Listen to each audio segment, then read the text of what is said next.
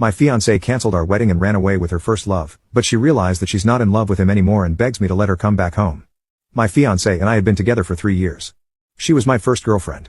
We laughed, cried, worried, and were happy together. She was my best friend, confidence, support, and comfort. I looked at her and could see our future together. I never thought something like this could happen to me. The woman I loved could have never done anything like that to me.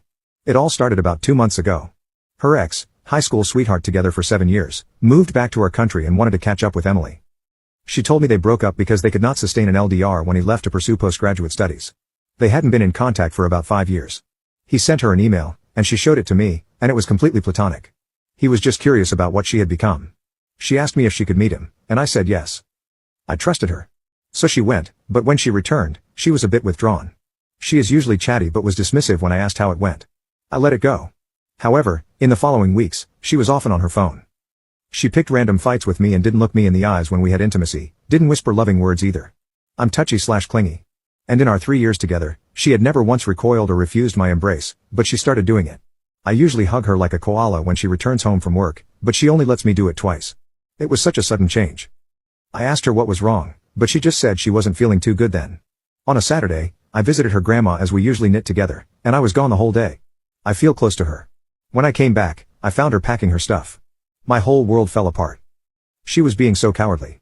She told me she was sorry for making me suffer like this, but sometimes life gives you a second chance, and you have to recognize it for what it is. She loved me but realized we weren't the same when she met her ex. She said she regretted letting go of him, that she had found herself again. It had been a difficult choice for her, but she had to take this chance. Her ex wanted her back. He had realized what he had lost and risked losing for good when she told him she was getting married. She refused him initially, but as time passed and they talked together, her old feelings returned. She hoped I would forgive her one day and understand. I cried as she was talking. It sounded stupid, but it was like a stranger in front of me. She said she would still pay rent and part of the bills until our lease was up and I could find another place. She makes a lot more than me, and I couldn't afford to live in our apartment alone. I begged her not to make this mistake, that she was being fooled by an idealized memory of their past together, that she was having cold feet. But she was like a wall. She didn't even look at me. At about 10 p.m., a truck was outside with one of her friends waiting for her. She came to help her move. I wasn't close to that particular friend, but she seemed sorry for me. Emily hugged me goodbye and left. I hadn't cried that hard in years. I slept in our spare room, not to feel the emptiness of our room with her things gone. I sang to the deepest pathetic and tried to call her, but it went to voicemail. I had no idea where she went, but I assumed she was now living with her ex after 3 weeks of talking again. How ridiculous. I'm really lucky to have supportive friends and family. My best friend even moved in for 5 days. My parents wanted me back home, but I wasn't ready to leave. Emily is a bit messy, and I'm manic, so having everything perfectly neat felt weird. I missed her messiness. It was as if she was the one making our house a home. She used to joke about me wanting the house to look like it was on sale or in a catalog. Not waking up to make breakfast and not seeing her read lying on the sofa while I studied felt weird.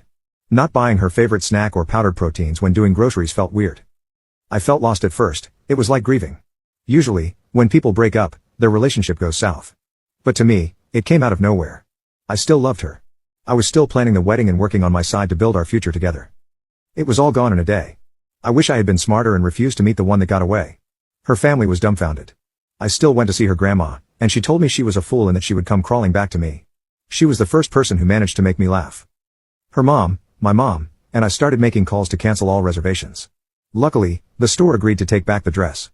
We didn't pay much for the location as we canceled early. Next was to inform the guests. She had been gone for about 3 weeks then. Her family was furious with her, so they didn't contact her much.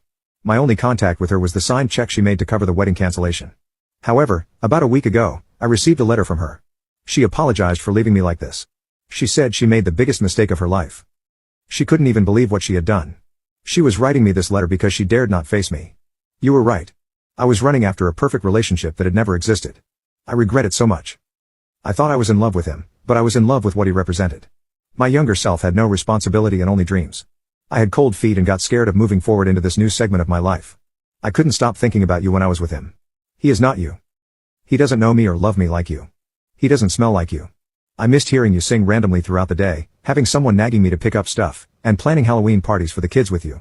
When I wrote this letter, we would probably have been decorating and shopping had I not been a fool. Everyone told me, but I was being a blind fool. I would do anything to go back in the past and slap some sense into myself. I would do anything for you to forgive me. We have already started canceling everything, but I'm ready to pay for everything myself. You can date someone else even to score if you want as long as you return to me. She kept on with apologies and begging me to forgive her. I told my family, left friends out for the moment, and her mom and grandma. Grandma had a very satisfying told you so moment. However, she is rooting for me to forgive her. Her mom was supposed to send a letter to guests to tell them the wedding was off, but now she is waiting for my answer. I don't know what to do. I love her with all my heart, but I don't know if I can get over what she did to me. She made me feel worthless. She threw me away as if I was no one to her after 3 years. She gave up on us for some ghost from her past when we were happiest. How will we sustain our marriage if she can leave me when we are doing well? Will she leave the moment things get hard? She hurt me so badly and expects me to forgive her? She wants us to meet on Sunday, but I'm not sure. Update. Emily wanted to meet on Sunday, but I unblocked her from my phone and told her I didn't want to meet and to please not contact me anymore. She answered, "Please, baby, I need to talk to you. Can we meet another day? I know I have fed up really bad and hurt you deeply, but I'll do anything to make it up to you. Anything you ask, I'll do it." Needless to say, it just angered me more. How dare she use terms of endearment with me? I just blocked her again after that. I met her mom on Saturday and told her to proceed with the cancellation notification.